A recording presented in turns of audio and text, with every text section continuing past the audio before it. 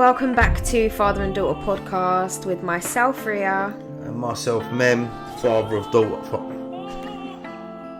Right, I'm going to be honest, I ain't been feeling too good the last... What are you laughing at? You. I ain't felt good the last 4 days. Felt very poorly. I've struggled to get in here today. So, I don't know what's wrong with me. You know what, men flu. I don't know why, but when a man is unwell, Yeah. it's like the end of the world. No, it is. It's the end of the world. But why? I don't know. I feel like I've just lost control. Yeah, it seems that way. Yeah, haven't been well today. This is the problem. It's like I've got mind fog. I've gone mind fog. Brain fog. I've gone brain fog. Yeah, the last 4 days I've just not been good at all. But hopefully tomorrow I feel a little better and we'll get through today. And I try and explain to Dad. God, my voice sounds different as well. No? Bother. I don't know how much I can take of her today. I'm getting on his nerves as always. It's taken ages to set this up. It's because of you. No, it isn't. Yeah, this is the thing with Dad. This is the thing. He's a very kind of person, and I understand that. But what he does in between those clicks is he stresses me the hell out. I don't go. Yeah, you do. No, I don't. You do. It's just got to be prepped. Polished, prepared. Something. Yeah, somewhere here. Okay. Anyway, this is just going to be what it is today. If Dad isn't performing... Bear with me. I'm not well. Wow. But yeah, so last podcast we spoke about relationships. Dad shared with us the lovely love story of him and my mum. I personally really liked the last podcast. Did you? I loved it. Yeah. I absolutely loved it. It was it's crazy how you don't go you don't remember, not you don't remember, but you don't relive these things, and then when you do, it makes you realise how beautiful your relationship is, or how how it all started, how it all begun, because you just get carried away with where you are today. Yeah. And what you're doing, like working, my kids have grown up, housework, business, whatever, so you forget about how it all initially started. So when you ask me these questions about how I met Mum, the first time I met her, and relationships in general, it just really enlightened everything for me, and it just made everything just like I couldn't wait to get back in and kiss her and cuddle her, and it was just beautiful as well. The reaction I got from your mum, when she actually watched the video. Mum likes to be mentioned, doesn't she? Yeah. She likes recognition in whichever way she can get it. So her face watching it was beautiful. It was beautiful. And it was just so like she was just like. And then there was that didn't happen. No, it didn't. No, it didn't. But she was probably so pissed. Yeah, I mean, but yeah, the whole... Oh, and we discovered as well, Jessica, the infamous Jessica, was actually Elizabeth. Was it Elizabeth? It was Elizabeth. I knew it weren't a Jessica, but I just sort of said the same first thing that came up. But yeah, it was a shame we never got Mum actually on the podcast as well to give her little... I think, I'll be honest with you, if we had Mum on that podcast, I think it would have been phenomenal, because we would have relived that moment together. And... yeah, I think there would have been a little bit of battling going on and arguing, and Yeah, there's always a point of view in it. So yeah, it was good anyway. It was good. It was a long podcast actually. When I was editing it and when we put it out onto YouTube, an hour and 45 minutes. So I thought today we'd keep it a little bit. We're gonna keep it short. Keep it short. Sweet. Hit the point. Yeah. Yeah. Don't let it go on for too long, because we have a tendency to yap drift off, don't we? But I love that. I do like. Yeah. You're giving me Tiger Woods vibes today. Why? I don't know. I think it's the cap. Is it the hat? Yeah. I feel like you're going to bring out like a golf club and start banging me on the head. A baseball bat. But yeah. So today's topic, we decided that another topic that's in our book, you read about it from the get-go. It's an emotional story. It holds quite a lot of different emotions all together. It's something very common as well. We live in the United Kingdom, London to be specific, and it's a very common thing. So it's good that we speak about it, and you can give little stories and little insights to what the book has about this topic. So the topic we're going to be talking about is, do you want to introduce it? Migration. Integration. Migration and integration. Yeah. Yep.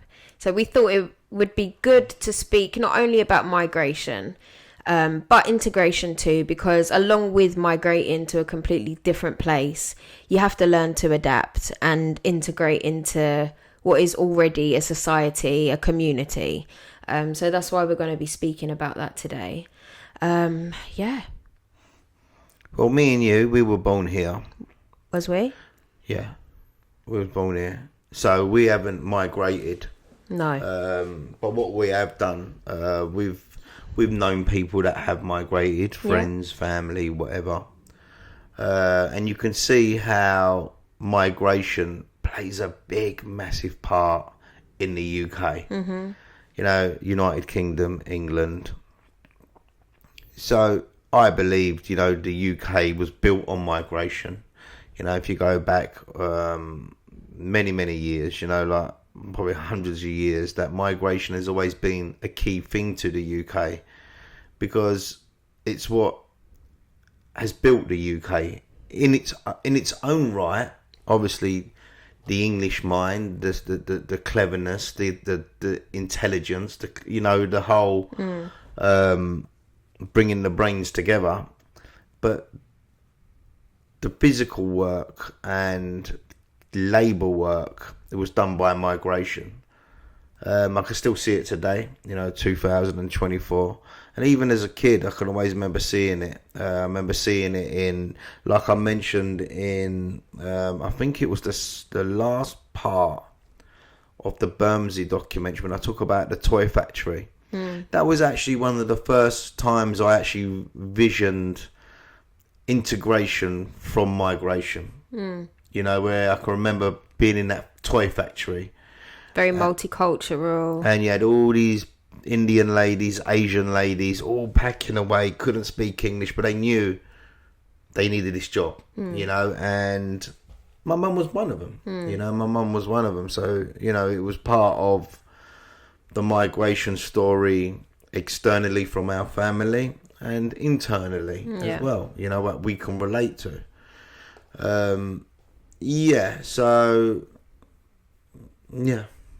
So both of your parents were not born in this country. Yep, they were both born in Cyprus. Yep, and obviously one of my mum's parents were not born here either. So 3 out of my 4 grandparents were not born in the UK. But I think the stories of how they came over here and how they foundated themselves is pretty beautiful. So do you want to talk us through the story a little bit about your parents? So in the book, I highlight quite a bit at the beginning about migration, and migration itself started off by my great uncle. Okay. My great uncle, and that was after the Second World War. He came over, integrated, done really well. Why did he come here? Opportunity, real reasons why I can't really tell you. But what it was he came over here and obviously saw better opportunity than there was in Cyprus. So remember, I'm talking about a time now. Yeah. So I'm saying Cyprus, right? I'm not saying Northern Cyprus, because at that time it wasn't Northern Cyprus, it was Cyprus. So we're all Cypriot from there, my parents and everything. So at that time in Cyprus, you know, there was opportunity, but for the Turkish Cypriots at that time, it wasn't easy. So, look, I'm not going to get too deep into, you know, the Cyprus matter in the, you know, what happened in, you know, the invasion from Turkey in 1974, and, you know, before that up to 1969, you know, all the catastrophe and that happened over there. I'm not going to get into detail about it because it's not about that, what I'm talking about. Maybe we could have a podcast about it one day. Yeah. But I know it will fuel fire. You know, what went on over there wasn't that long ago. And, you know, it created a lot of lack of opportunity for Turkish Cypriots. So a lot of them thought, do you know what? We're going to leave. And they left before 1974 when it was Cyprus. And at that time, they were British. All Cypriots were British at that time. So they ended up leaving. And they could have gone either to Australia or to London, UK. Yeah, because there's a lot of Turks in Australia, isn't there? There's a lot, yeah. So I know Dad's got cousins that are in Australia. But all done pretty well for themselves when they left. So Dad came over first. Do you think if your great uncle hadn't have come over, that your dad would have come over? Anyway. No. Well, I don't know. Okay. Because as much as I talk about my great uncle came over, maybe my uncles would have came over. Because at that time, you know, they were very, you know, open-minded. You know, they wanted to succeed. You got to remember, my uncle came over to London very, very young. That's my dad's younger brother. And my dad's older brother, he came over quite a bit before my dad.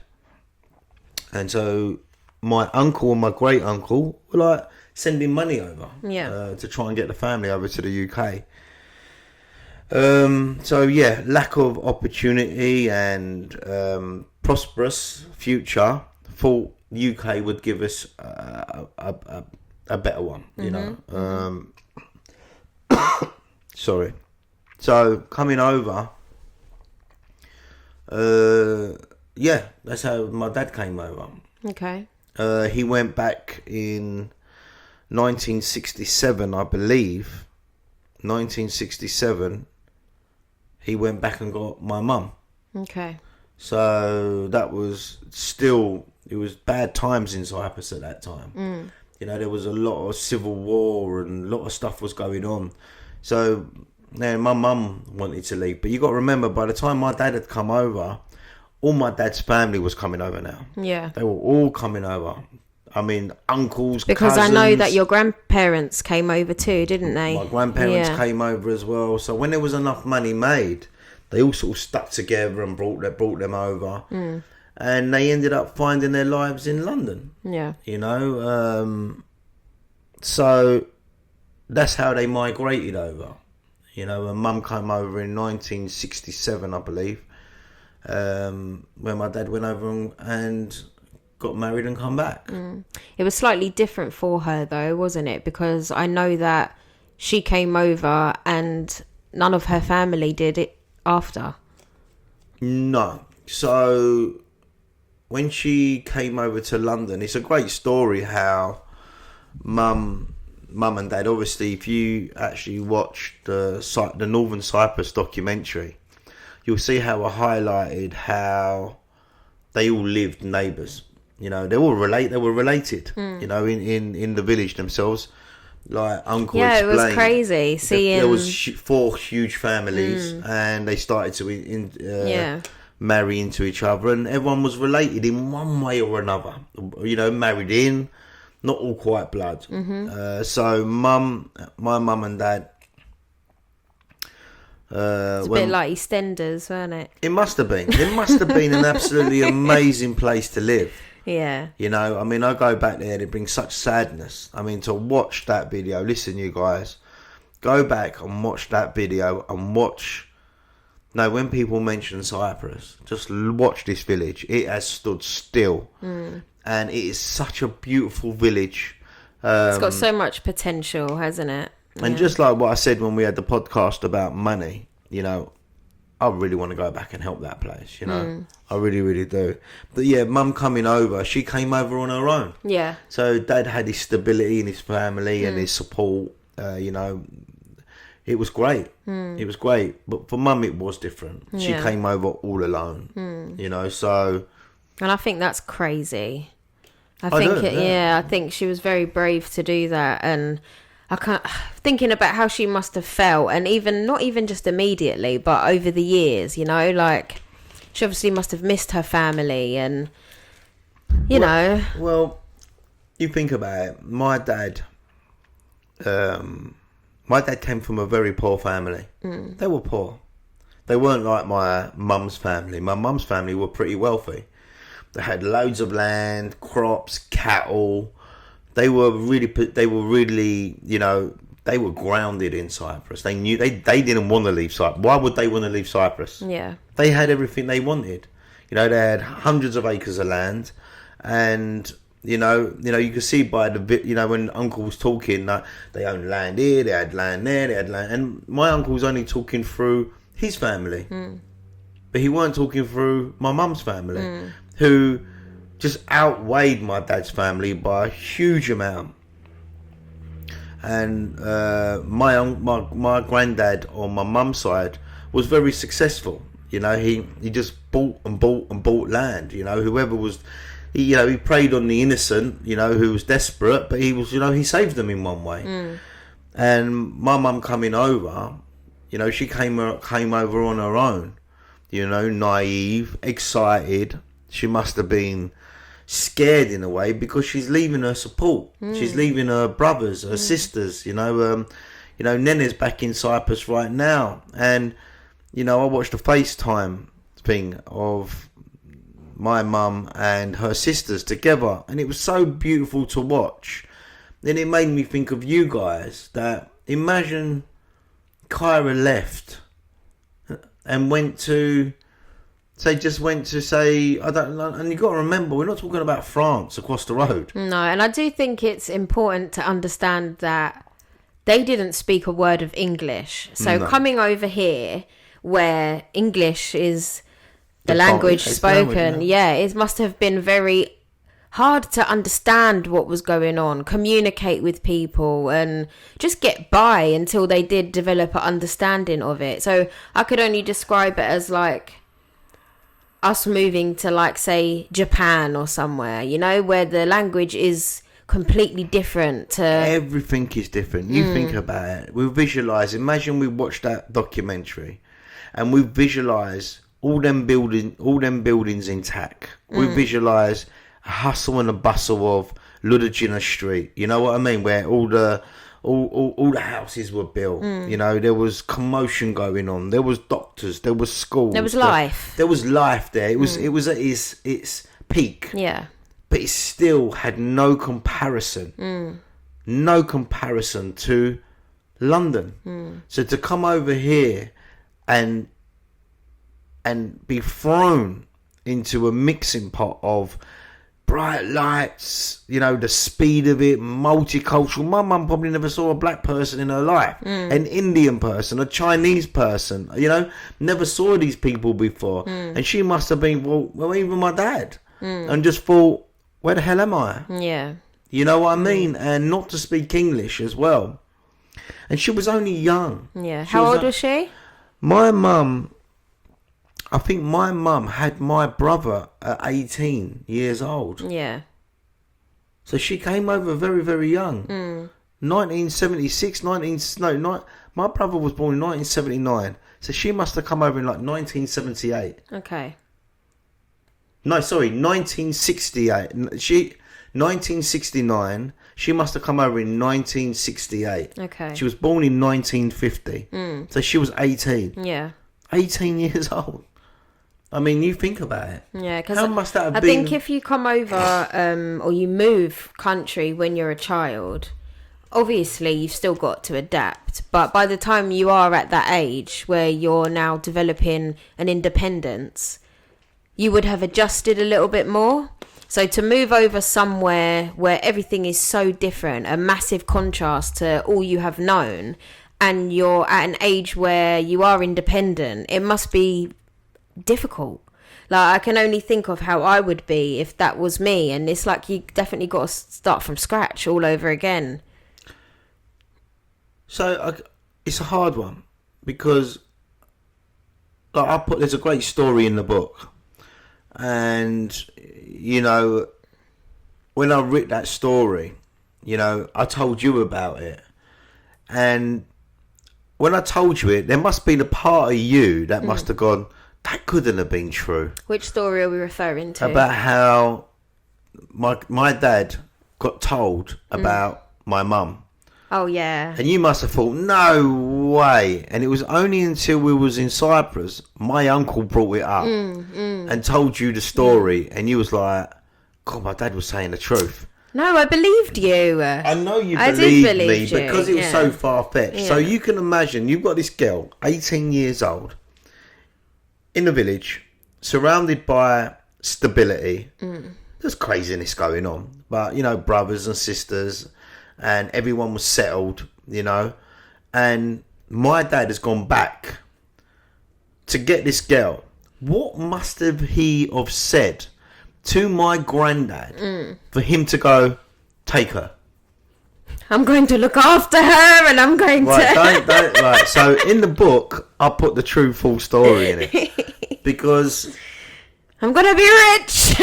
So, obviously back then, I think they loved Cadbury's chocolate. So my dad bought a load of Cadbury's chocolate back to Cyprus. But did they? They love British chocolate over there. Okay.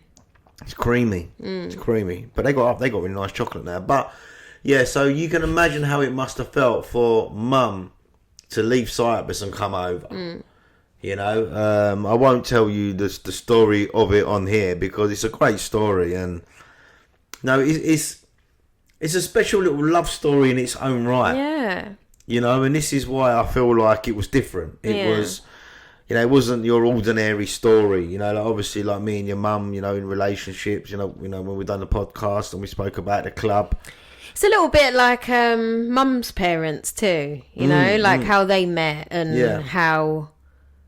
Nan went over to Gibraltar for a holiday or whatever it was. It's like fell in love, come back. Yeah, it was like a summer romance. But yeah. So coming over here, and what you got to remember, she did have a little bit of support because my uncle's wife is my mum's first cousin. Yeah. But they weren't married, so I don't think they were together, or were they? They wasn't. They weren't together. Did your mum come over with any money? No. No. They were all skin. Mum, they were. You got to remember, as much as I say they were wealthy. More in assets. They were rather wealthy than... in land and crops. They ate well. They had a home. None of that mattered when you come to this country. Yeah, so you can see where, example, Uncle said, there was a leaky roof and this, that and the other, and my nan was trying to fix the roof, not my granddad. And then on the other side, he said, yeah, your great granddad built this house for your granddad. Yeah. So you can see how the wealth was already there, but not wealth in like, oh yeah, I take money and go. My dad probably promised my nan, my granddad, don't worry, we don't need your money. I've got loads of money back in London. Yeah. Yeah, all right. So yeah, they came over for opportunity then. Yeah. Like as much as we talk about our family, why does anyone migrate over here? Why I think it's mainly 2 reasons, really, isn't it? I think people will come if their home country is like war-stricken. There's a lot of things going on that make it unsafe for them and their family. And then I do think the obvious one is opportunity. There is a lot of opportunity here, especially in London, even just in the United Kingdom. So yeah, I think that they're the 2 reasons. Yeah, I think the UK, what it does give a safe haven. There's a big difference between a safe haven and having loads of opportunity. Because opportunity, I do believe that's in an individual. Yeah. Do you get what I mean by that? It's down to a personality, how much drive they got, and what walls they will steam through to create opportunity. Yeah. Work alongside someone, learn a trade, learn how they run their business, and open up a business themselves. It all depends on the individual. But London itself is a safe place. You know what I mean? It's like if you got people that have come from, war torn countries that are falling apart. Why would you want to bring your children up in them environments? You wouldn't want to do it. No. To me, I feel for these people. I really, really do. Because it's only if you look at it on the surface, you're not going to be able to, you're not going to be able to comprehend and visualize and feel the pain and the visions that these people have seen. Yeah. And until you see that, I've got one guy in Deptford. I won't mention his name. He's a very, very successful man. You could honestly say he's a multi-millionaire. He drives 2 Lamborghinis. I've seen him in a brand new Phantom. And he's from Iraq. And this guy here, I speak to, we're very, very close. He's got over 50 staff now. What does he do? He owns businesses. And he started off by just working illegally. He smuggled himself over. And I can remember him telling me it took him 9 days to get to the UK from Iraq. And he only had one thing that he was preying on. And can you imagine this? He's left all his family behind to find opportunity. And he tied himself with a leather belt to an axle of a lorry. And he said, all I kept doing, mem, was looking at this belt while we was doing 70 miles an hour on the motorway. Just praying. And I was like, please don't undone. snap. Please don't snap. Please. And he said, we end up getting to Calais. Yeah. And he said, that belt, he says, I've still got that belt. Without that belt, I would have nothing today. And he came over, he sought asylum. He started working illegally in Deptford on the stalls, like selling fruit, pound bowls or whatever. And he saved his money. He applied for residency. He got it. And then he started to build himself up. And 20 years later, I can honestly say he's got 6 or 7 shops down Deptford High Street, Lewisham. And you have to look at a person like this. And as much as we say, yeah, he's an illegal, he's got over 50 staff now that all pay tax, that he shows them and says, look, you can come from nothing. And this is a beautiful immigration story that obviously you're going to get people out there that look at it from the surface, but only until you look into it in depthly. And you can look at how successful these people are. You start going to yourself, wow. Yeah. What is it they've got that we don't have? Why is it they're so determined? It's because they've seen and felt. And this is why my family have done well, especially my older generation, because they saw a lot of catastrophe. They saw a lot of shit in Cyprus that they were like, damn. Yeah. Things have to change. Yeah. This is not good. To see people die in front of you. Change your whole perspective on things. When we spoke about crime, and I said to you, what's the worst thing you saw? And you said to me, oh, I saw someone get stabbed. And I said to you, yeah, I saw someone got shot. Now, we look at the scenario that these people got shot in, and we say, he got stabbed. Well, I know it's horrible to say, but he got stabbed because he was a drug dealer. He got stabbed because he spoke too much. Yeah, there was a reason, not that for... I understand what you're trying to say. Yeah? Yeah. But when you see a family get wiped out... For no reason of their own thing because of shit that's going on in politics. That must send sheer fear through you to go, am I next? Yeah. Is my children next? Am I going to make it till tomorrow? Do you get what I'm trying to say by that?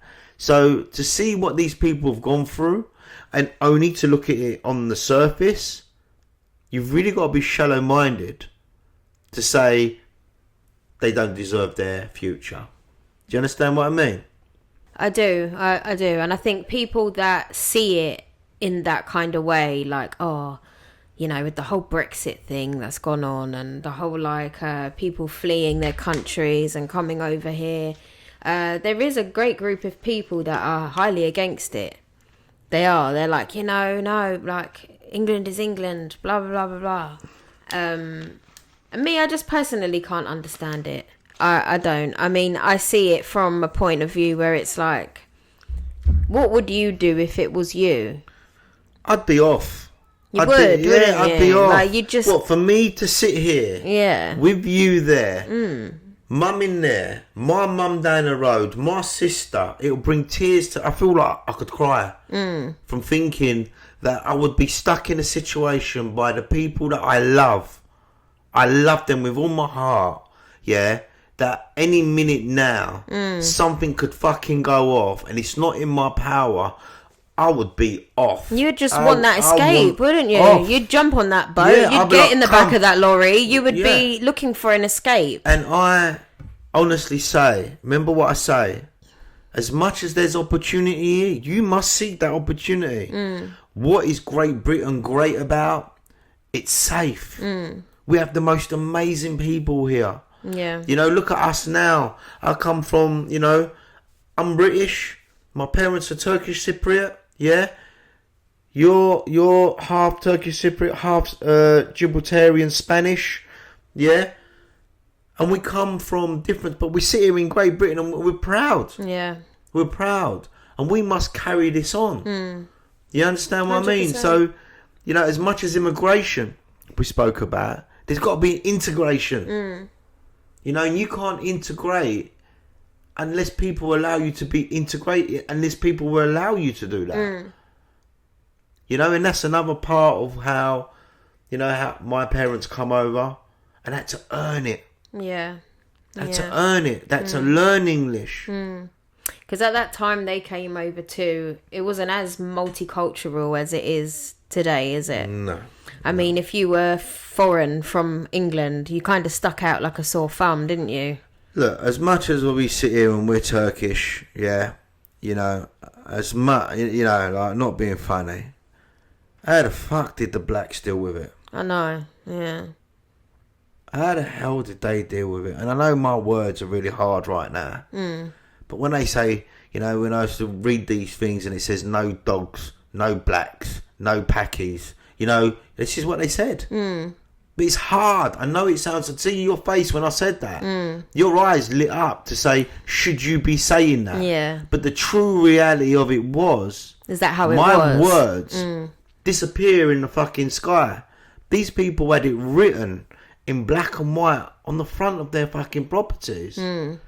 But the problem we have here is that they had to integrate. So that's why they ended up congregating in certain areas where they were accepted. Yeah, yeah. They could go to school and they could do this and they could do that. And there was other people like them. Yeah. You know, and then, you know, you had a lot of black guys that become successful and they opened up businesses and they welcomed that. They said, no, I'm doing this for my community. But as much as that sounds very hard, because that itself sounds very racist, I can understand it from the white man's point of view. Because he has got no education. He hasn't met these people before. All he knows is his neighbours. So do you get what I'm trying to say? Yeah. And if you have fear mongering going on, do you know what I mean? Oh, they're going to protect themselves. Yeah, because people feel what they don't understand. It's all about... Look, I said it, and it's one thing, I said it in the book, yeah? You know, part of my life I've become racist. Because that was my environment. That was my environment. You know, if you can't beat them, fucking join them. Yeah. And it's really, really sad, but it's the fucking truth, because I can't beat them, but I will join them. And when I joined them, that's how I created integration. I was integrating. I was reforming my life to be accepted. Yeah. So I become part of it. But it's not that I wanted to. It was the only thing we knew. Yeah. So, yeah, I become racist. But I wasn't racist when I was going around. Rah, rah, rah, rah, rah. It was just the only way that I knew how to get accepted. And now I think back, I think, what the fuck was I doing? But I wasn't the only one.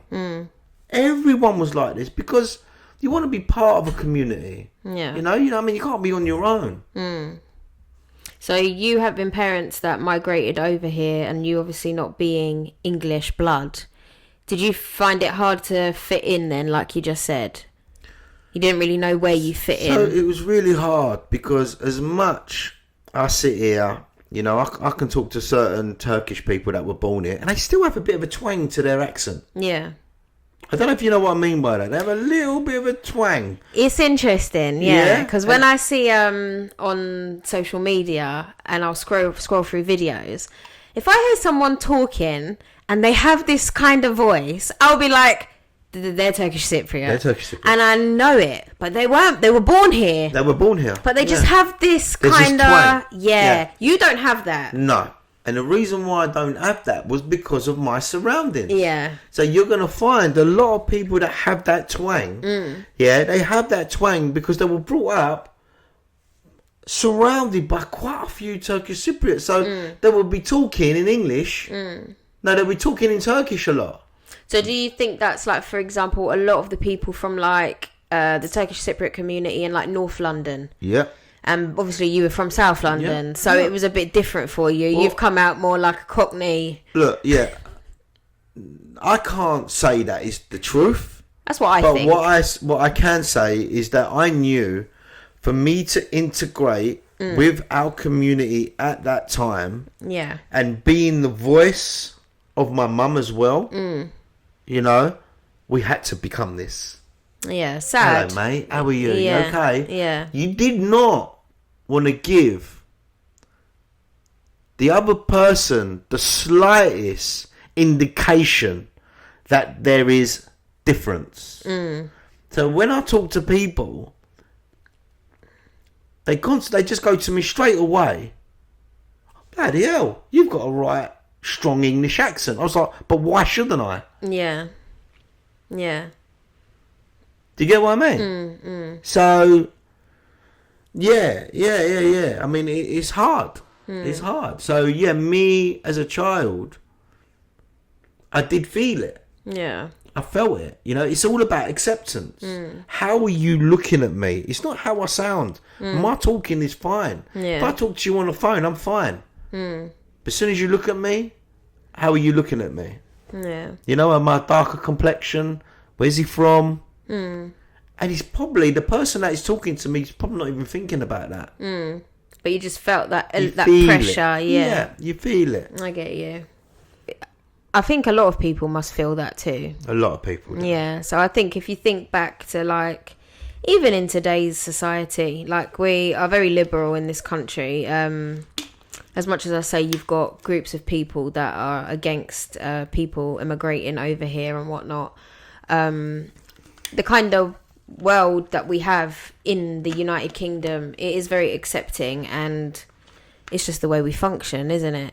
But it doesn't disregard that it must still be hard for the people that are migrating over here, because like you said, it's that thought of like, what are you thinking, you know? And I know, like, for example, like obviously we can get into it in another podcast if we're going to speak about like racism specifically, but it's weird in this country, I find, because I feel like your name, if you think about it, if you applied for a job somewhere and someone read your name without having spoken to you, or, you know, you're an employer yourself, so I think you'll understand where I'm coming from.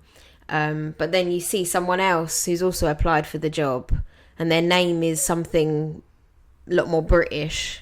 It's the truth. Yeah, you're gonna automatically have a perception of the. Yeah. Do you know what I mean? Oh, can this Mehmet speak English? Yeah. Is this Mehmet like good enough? Do you know what I mean? And I feel like that can happen quite a lot with people.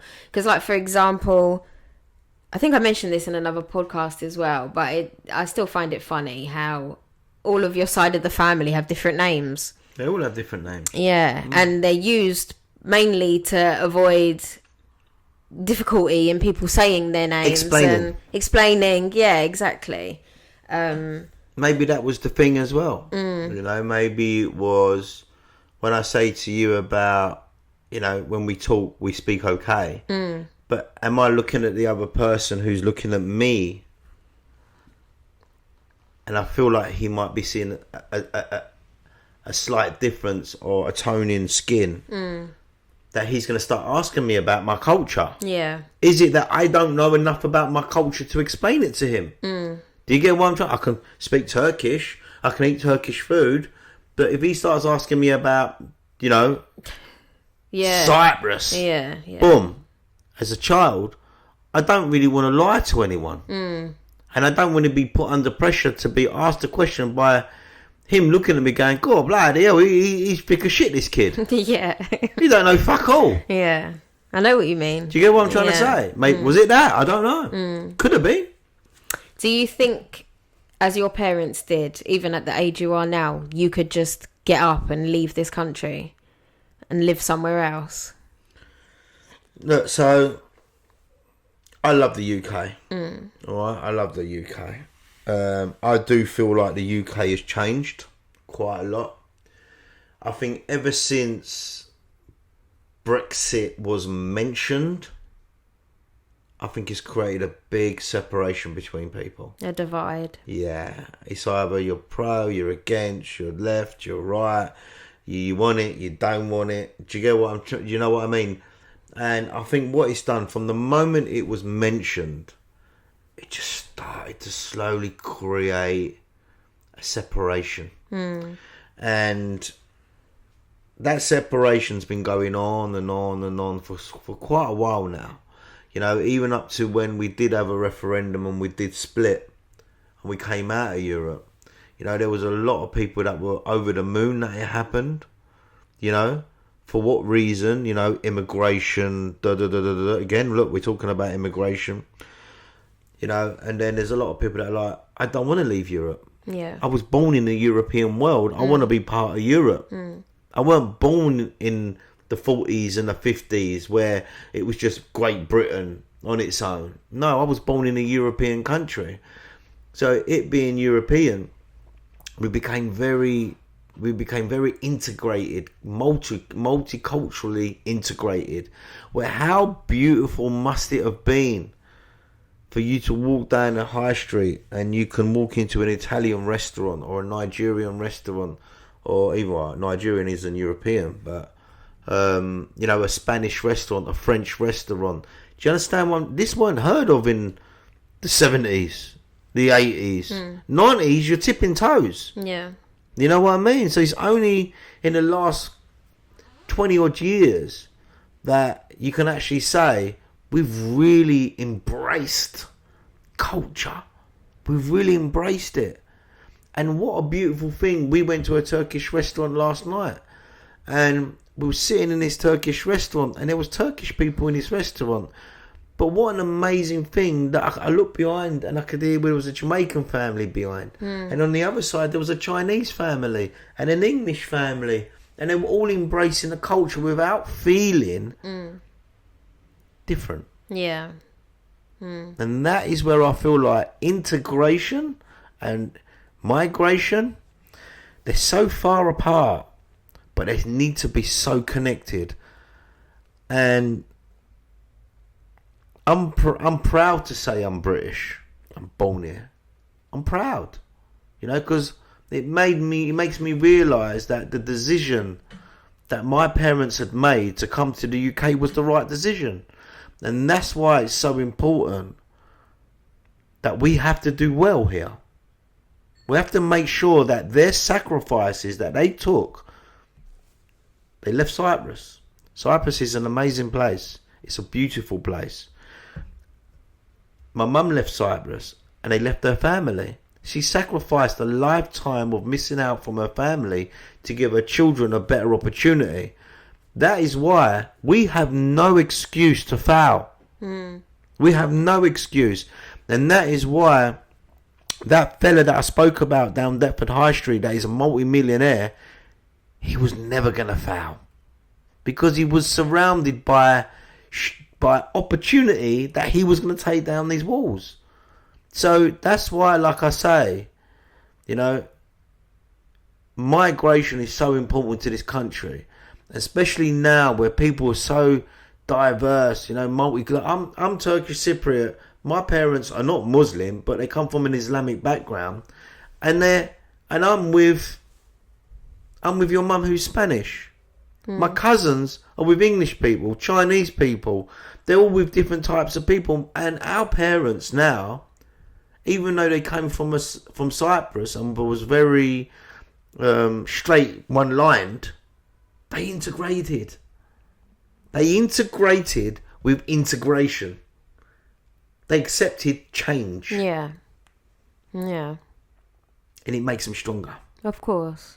And that's why when we talk about integration or migration, it can all lead back down to the podcast we did on culture and ethnicity. Yeah.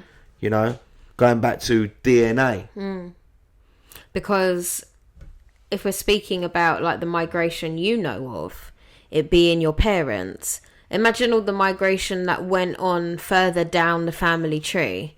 You know, when you had a little look at all the different places that you have links to, it's had to have come from somewhere. Yeah, people must have migrated one way or another. Did what happened in Cyprus happen previously in other countries where people are like, I'm not hanging about? Yeah, I'm saving my kids. Yeah. Do you get what I'm trying to say? Is it there was no food left? Yeah. Is it there was no water left? They're like, no, I'm saving my kids. Yeah. Human instincts. I'll always go back to that primal thing. Yeah, we have to survive. And if it means leaving another country, I'll leave the country. So getting back to the question you asked me. You asked me the question, could you leave? Could you move to another country? I said it. I love being British and I love where I am. Yeah. But if it meant me giving my family a better future, yeah. Yeah. But I have to know where I'm going. And that was the thing about my parents. They knew where they were going. They knew where they were going. Because they were British at the time. Yeah. I hear you. What I find sad about it all, though, is that I know, obviously, your parents came over here, foundated themselves. Nene still does live in this country. Obviously, I know she's in Cyprus at the moment. But I know that Dede, your dad, did want to go back to Cyprus. He didn't want to live in the UK forever. My dad, he was different to my uncles. My uncles, they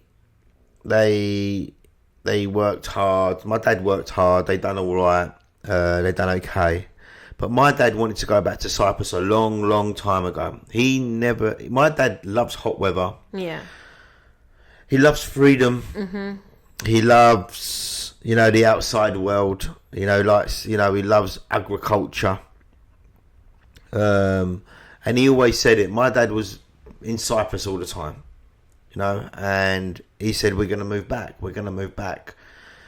And my mum would have probably moved back as well because all her sisters are there, all her families are there. There's nothing that's not over there for her not to go back to. But my mum would never leave her children, which I understand totally because I would never leave my children. I do worry my children might leave me, just like my mum left my grandparents. Can love do that? Does desperation do that? You might be here on a £16,500 a year job. Someone's just offered you £150,000 to work in Australia with a beautiful home, and I can see it and it's beautiful, with beautiful surroundings, beautiful pension, opportunity.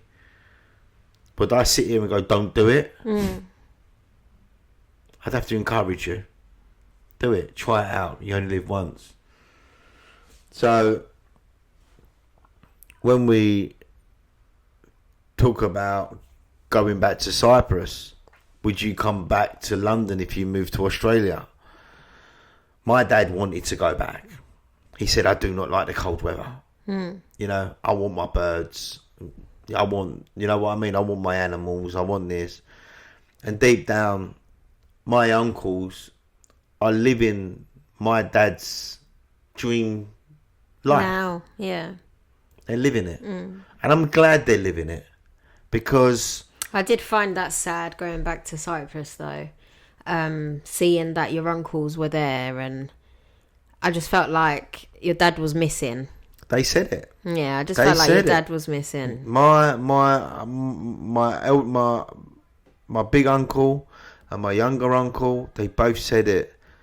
Mem, there's one thing missing here, and that's your dad. If your dad was here, Yeah. it would have been amazing. Even though he drunk, my brother drunk. That's it. That's what they said. There's nothing we can do. So yeah, would he go back? Yeah, he wanted to go back, 100%. What can we do, eh? Nothing. It is what it is. You know what I mean? There's nothing we can do. Anything else you want to cover? Because we say we're going to keep it short, but the time goes quickly, and then before you know it, it's like an hour. Right, like I can go deep into migration, integration. You know, I've mentioned a bit about Brexit. You know, I don't really want to mention too much about Brexit because Brexit itself created a divide. You know, I don't want people to think that I'm on one side or another side. You know, when I turned around and I explained that I was racist, it's not that I was racist in the way that you believe. It was just the surroundings that I had. Because even though, you know, I was with loads of, it's because I drank piss of water. I thought I was going to throw up. This guy, I watch him, he does this. He's so infamous for burping and talking at the same time. It's a talent. Yeah, but even though at that time when I said I was racist, you know, I was knocking about with a lot of hardcore white people. You know, their parents, they were like, you could see it. And then, you know, when we moved from Bermondsey and we came up into Catford, and I was surrounded by a lot of Jamaicans, not really Africans, Jamaicans. I ended up integrating, and I became M.R. I became what? My dad has got this unhealthy obsession with, what's his name? Who? You know who I'm talking about. Yeah, but you know what? You know, a lot of people, M.R. M.R. Now that guy there, his talent, he's not the greatest of talents, and I'm going to be honest with you, but what I'll give that man, he's got balls. He's got fucking balls. For that man to sit there in an hardcore ragga, whatever he fucking says, I don't even know what the fuck is. I think deep down he don't even know what he says. But you know, he's like,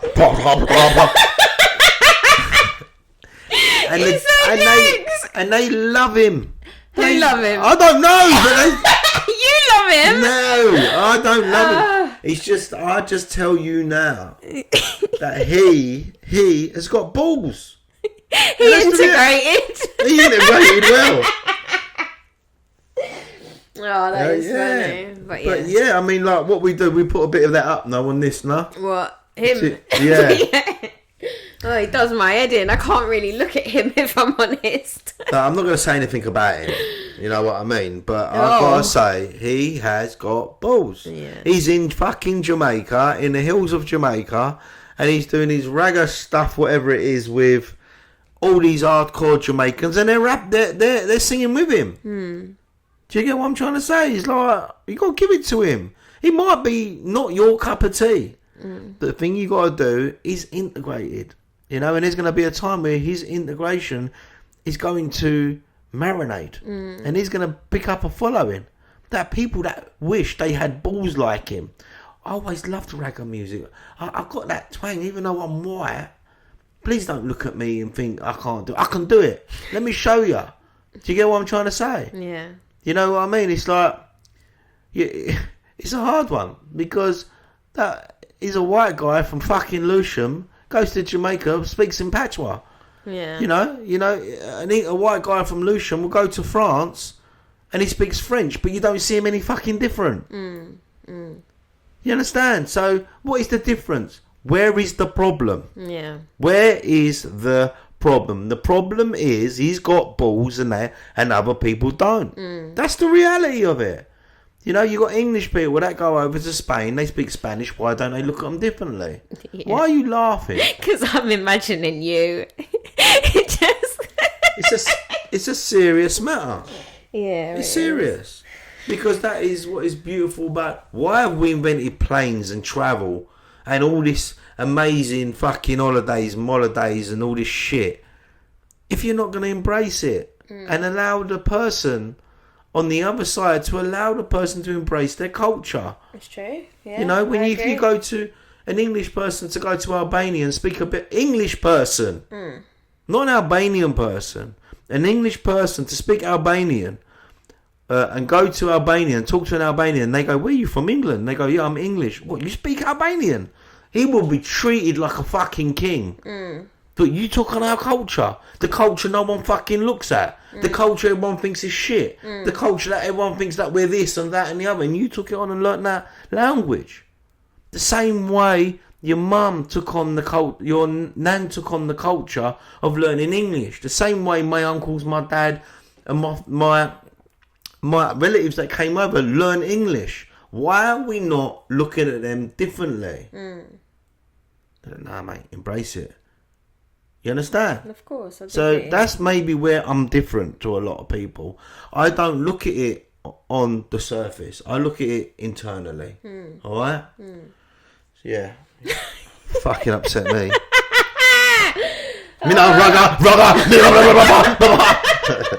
He's like that. Something I don't know what he says. I don't know what he fucking says, but if I could do it, I would do it. Yeah. You know what I mean? We all know you would do it, Dad. We all know. Yeah. We all know. He's dying to get a microphone and just have a play. So it's like, even though there's a lot of, you have a lot of waves of immigration that come into the UK. You know, you had the Windrush, yeah? Remember all the Windrush?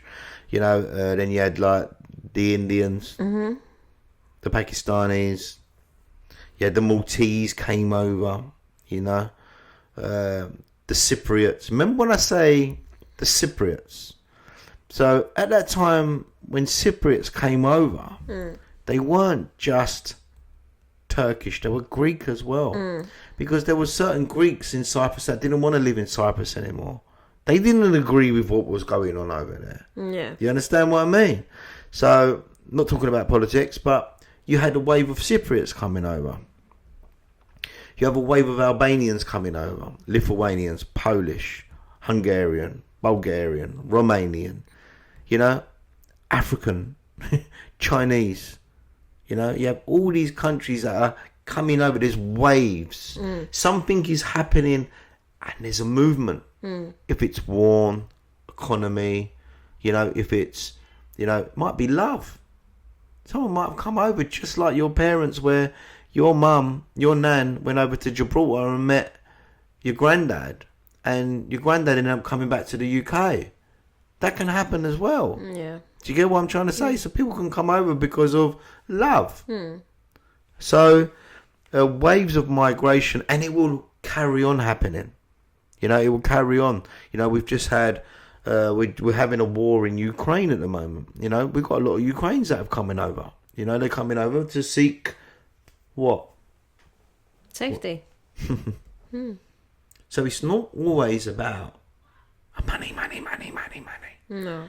It's about security and safety. Because you'd rather bring your child or your family up in an environment that is safe. You might not be as wealthy, but you might be safe. Than another one by being wealthy but unsafe, and it could be taken away from you any moment. Definitely. At gunpoint, knife point, or whatever. It's too unpredictable, isn't it? And that's what it is. It's an unpredictable society. Government changes, new laws kick in all the time. The different parties and the top, they're so different. There's fear. There's like, oh my God, we hope they don't get in. And a lot of this can happen. It happens in South Africa. It happens everywhere. All right. So that's why we are very lucky for where we live. There is change. Yeah, there is a lot of change. But when there's bad, it follows by good, isn't it? And when there's good, just be prepared for the bad. You're that with M.R. coming up. What you doing? Right, that's what you got to do. Don't go. know what that means. I tell you what, Dad. Yeah. Right, so today has been like an amazing. I'm talking. Right, calm down. I really don't like you today. Mate, I've done well considering I've not been well. Like you. You haven't asked me no questions.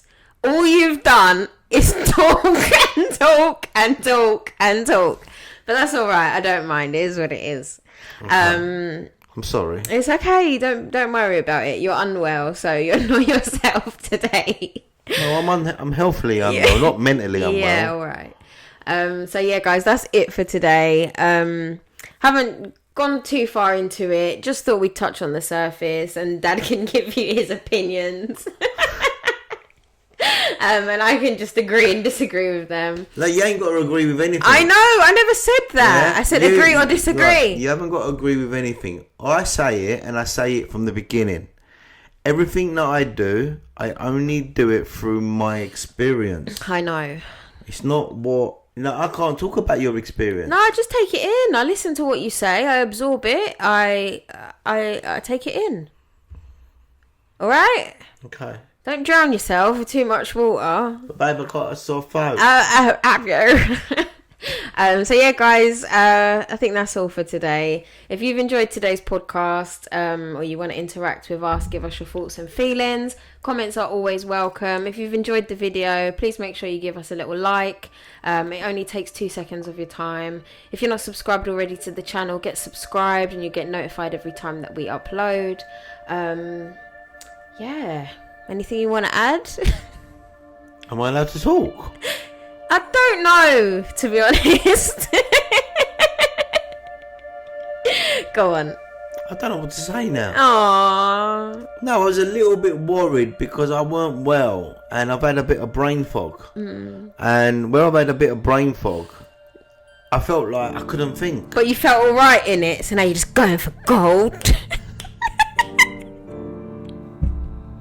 It's good though, Dad. It was good. You're always good. You're always good. I pulled it off a bit. You did pull it off. You always pull it off. What do you want? A Blue Peter badge? No. But yeah, I just want to say, what camera we're going to look into that one there. Yeah, we'll finish off with that one, yeah.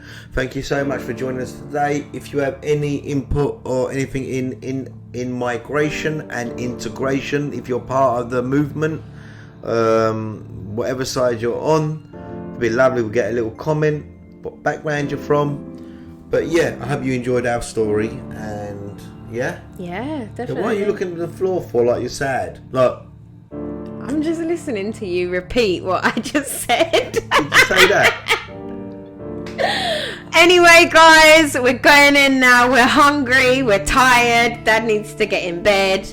And yeah, so thank you once again. Don't forget you can also stream our podcasts on Apple Podcasts and Spotify. We'll be back next week with another episode. Peace, love, and I'm gonna go and play golf and listen to M.R.